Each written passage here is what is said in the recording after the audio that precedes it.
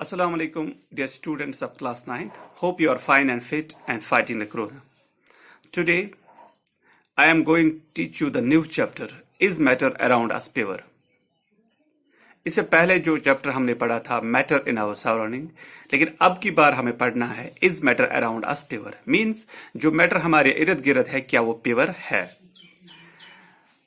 लेकिन मैं आपको बता दूं कि जो मैटर हमारे इर्द गिर्द है वो प्योर है। प्योर का मतलब क्या होता है? प्योर का मतलब होता है जो एक ही टाइप के एलिमेंट से बना होता है। ये प्योर सब्सटेंस हम उस सब्सटेंस को कहते हैं जो एक ही टाइप के कंपोनेंट से बनी होती है। लेकिन आप देखोगे कि बहुत सारी चीजें एक ही कंपोनेंट्स के बने नहीं होते। सो वी कैन से ये जो मैटर होता है जो अराउंड अस ये प्योर नहीं होता है। कुछ मैटर प्योर भी होते हैं और कुछ इम्प्योर भी होते हैं। तो हम कहते हैं कि जो मैटर है मैटर कुछ मैटर ऐसे होते हैं जिनको हम प्योर सब्सटेंस कहते हैं और कुछ मैटर ऐसे होते हैं जिनको हम इम्प्योर सब्सटेंस कहते हैं। लेकिन आज हम बात करेंगे प्योर सब्सटेंस की। तो प्योर सब्सटेंस में मैटर की दो किस्में हैं। प्योर सब्सटेंस वो वाली चीज होती है, वो वाले मैटर होते हैं जो एक ही टाइप के कंपोनेंट से बने होते हैं, उनको हम कहते हैं प्योर सब्सटेंस। और प्योर सब्सटेंस में हमारे पास दो टाइप्स होते हैं, दो टाइप के मैटर होते हैं। एक को हम एलिमेंट कहते हैं और दूसरे को हम कंपाउंड कहते हैं। तो आज हम एलिमेंट की बात करेंगे। आज हम एलिमेंट जो कि प्योर सब्सटेंस है उसकी बात करेंगे। तो ये जो एलिमेंट है, एलिमेंट की टर्म सबसे पहले रॉबर्ट बॉयल ने 1661 में यूज करी थी और एंटोनी लॉरेंट लवेजर ने एलिमेंट को पहली बार डिफाइन किया था। सो एलिमेंट की जहां तक हम बात करेंगे जो कि एक प्योर सब्सटेंस है, ये टर्म जो यूज की ये रॉबर्ट बॉयल ने 1661 में यूज की और इस एलिमेंट को डिफाइन किया पहली बार एंटोनी लॉरेंट लवेजर ने, जो एक फ्रेंच केमिस्ट था। तो उनके मुताबिक एलिमेंट क्या होता है? Element is the basic form of matter which cannot be broken down into simpler one। ये एलिमेंट की एक बेसिक फॉर्म होती है जिसको हम सिंपलर वन में ब्रोक डाउन नहीं कर सकते। अब ये सिंपलर वन का मतलब क्या है? इस डेफिनेशन में अगर आप अच्छे से देखोगे तो ये एक साइड से ये कहता है कि it can not be broken down. तो मतलब ये था कि ये टूटता नहीं है, लेकिन साथ में ये कहता है कि it can not be broken down into simpler one, यानी सिंपलर वन में नहीं टूटता तो है बट सिंपलर वन में टूटता नहीं है। तो उसका क्या मतलब है? उसका मतलब यह है कि फॉर एग्जाम्पल हम ऑक्सीजन को लेंगे। ऑक्सीजन एक एलिमेंट है। तो इसको अगर हमने अब अगर ये ब्रेक डाउन हो जाएगा तो वहां पे हमें ऑक्सीजन के एटम्स निकलेंगे, लेकिन जो भी एटम्स होंगे वो ऑक्सीजन के होंगे। तो इसका मतलब है कि ये जो एलिमेंट हालांकि ये तो ब्रेक डाउन हुआ मगर इनटू सिंपलर कोई नई चीज नहीं बनी। ऑक्सीजन एलिमेंट था, वहां से ऑक्सीजन एटम्स निकले। इसी तरह कार्बन एलिमेंट होते हैं, वहां से कार्बन एटम्स निकलेंगे। यानी अगर हम ब्रेक डाउन इसको करेंगे, ब्रेक डाउन तो होगा ये but not into simpler one. तो इसी तरह अगर हम नाइट्रोजन को देखते हैं, अगर हमारे पास नाइट्रोजन एलिमेंट है, इसको आप ब्रेक डाउन करिए, वहां पे आपको हजारों की तादाद में, लाखों की तादाद में एटम्स निकलेंगे, लेकिन वो एटम भी नाइट्रोजन के होंगे। सो मतलब क्या हो, एलिमेंट क्या होता है? Element is the basic form of matter that can not be broken down into simpler substance या simpler one by chemical reaction. आज की डेट में हम कहते हैं कि हमारे पास आज की डेट में 118 जो एलिमेंट्स है वो मौजूद है। 118 एलिमेंट्स आर अवेलेबल या आर नोन एज प्रेजेंट। उनमें से जो है 92 एलिमेंट्स है जो नेचुरली ऑकरिंग है और बाकी जो है वो मैन मेड है। तो आज की डेट में हमारे पास 118 एलिमेंट्स हैं, उनमें से 92 है जो नेचुरली ऑकरिंग एलिमेंट्स है और जो बाकी रहते हैं तो वो मैन मेड एलिमेंट्स हैं। तो अगर हम प्रॉपर्टीज ऑफ एलिमेंट्स कहेंगे तो पहली प्रॉपर्टी यही है कि elements can not be broken down into simpler one by any chemical method.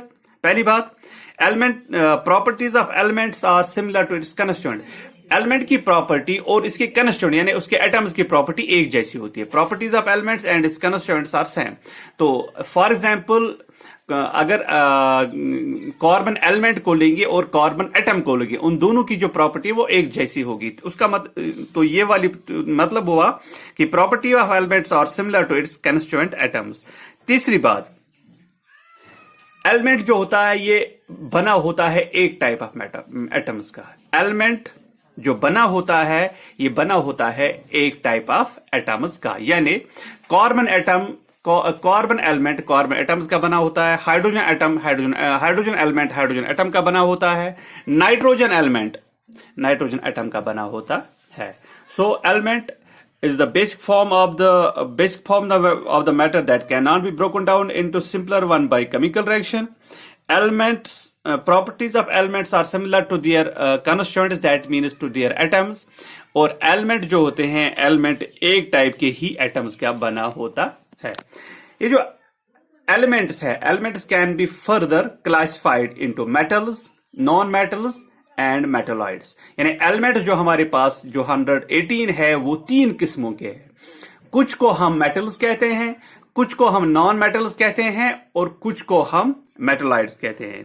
तो आज हम पढ़ेंगे मेटल्स, यानी वो एलिमेंट्स जिनको हम मेटल्स कहते हैं उनकी क्या क्या खुसूसियात होती है। तो उनकी पहली खुसूसियात कि they have ability to donate electron, वो इलेक्ट्रॉन डोनेट कर सकते हैं। यानी मेटल्स जो होते हैं metals have ability to lose electron, to donate electron. Metals are lustrous, metals जो होते हैं वो शाइनी होते हैं, लस्टरस होते हैं।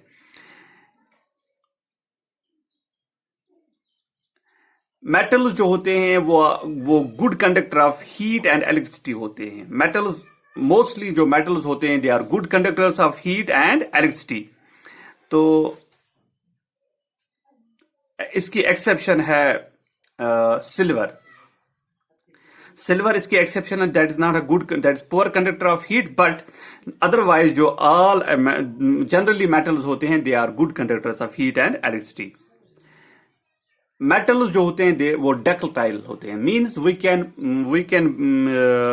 ड्रॉन देम इनटू वायर्स, हम उनको वायर्स बना सकते हैं क्योंकि वो डक्टाइल होते हैं और डक्टाइल होने की वजह से हम उनसे वायर्स बना सकते हैं। मेटल्स आर मैलेबल, मेटल्स जो होते हैं वो मैलेबल होते हैं, दैट्स हम उनको शीट्स बना सकते हैं, they can be drawn into sheets. Metals are sonorous, तो मेटल सोनोरस होते हैं यानी जब हम उनको मारते हैं वो वहां पे साउंड देते हैं जो बहुत दूर तक जाता है। तो इसी वजह से हमारे स्कूलों की में जो घंटी होती है that is made of metal, ताकि जब हम उसको मारे तो वो पूरा स्कूल वो घंटी सुनता है। मेटल्स की हाई डेंसिटी होती है एक्सेप्ट लिथियम, सोडियम और पोटेशियम। तमाम मेटल्स की डेंसिटी वो वेरी हाई होती है, लेकिन 3 मेटल ऐसे हैं लाइक लिथियम, सोडियम और पोटेशियम जिनकी डेंसिटी कम है, अदरवाइज मेटल्स की डेंसिटी हाई होती है। Metals are generally solids except silver, which is a liquid.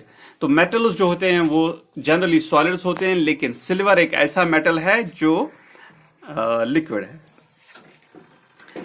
Metals have high melting and boiling point. Metals का high melting and boiling point होता है, चूंकि metals ज्यादातर solids हैं तो उनका high melting point होगा, और जो सिल्वर है which is a liquid तो उसका high boiling point है। तो मेटल जो है वो जनरली हार्ड होते हैं, बहुत सख्त होते हैं और उनकी टेंसाइल स्ट्रेंथ हाई होती है। और मेटल्स अलॉय फॉर्म करते हैं, दे शो अलॉय फॉर्मेशन, तो उनमें से अलॉय बना सकते हैं। फॉर एग्जांपल मेटल्स के एग्जांपल हमारे पास सोडियम है, मेटल्स के एग्जांपल हमारे पास पोटेशियम है, मेटल्स के एग्जांपल हमारे पास कैल्शियम है। So this was all about element. और एलिमेंट का एक पार्ट हमने पढ़ा है दैट इज मेटल, यानी एलिमेंट 118 एलिमेंट्स 18 है, वो उनको हमने 3 ग्रुप्स में बांटा है। कुछ को हम मेटल कहते हैं, कुछ को हम नॉन मेटल कहते हैं और कुछ को हम मेटलॉइड्स कहते हैं। लेकिन अभी जो हमने प्रॉपर्टीज आपको बताई वो हमने मेटल्स की बताई। कल हम इंशाल्लाह नॉन मेटल और मेटलॉइड के साथ आपके खिदमत में हाजिर होते हैं। टिल देन अल्लाह हाफिज।